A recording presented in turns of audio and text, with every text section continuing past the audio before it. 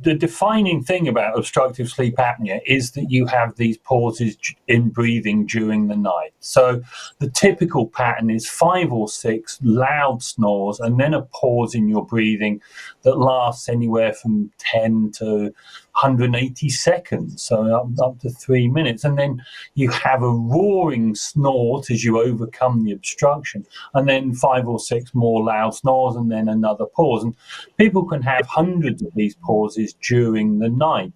So unless you have a bed partner to tell you that you are doing this, you may actually be completely unaware of it. But the consequences of this, one, sort of physically, it massively increases your blood pressure and therefore increases your risk of heart disease and stroke. But 2, it also causes you to feel incredibly sleepy during the day. So you will find that your performance is impaired, your memory is impaired, your reaction time and things like that. You just don't feel on top of your game. And the issue is that for many people, they confuse the symptoms of sleep apnea with just getting old. So it's, what can I expect? I'm old, I'm knackered, I'm falling to bits, and therefore, what can I, this is just a natural consequence of aging.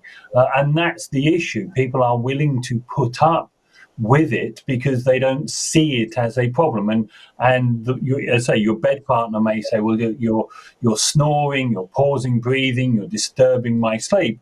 But the apneic person might just say, well, I don't notice. I'm asleep, of course. It doesn't matter to me. And then it's once you get that connection that the breathing problem during the night and the daytime symptoms are directly connected, that's when you will probably go and see your clinician. The problem with clinicians is that they have been drummed into them that sleep apnea occurs in fat middle-aged men. Collar size over 17.5 or 18 inches is their sort of defining criteria.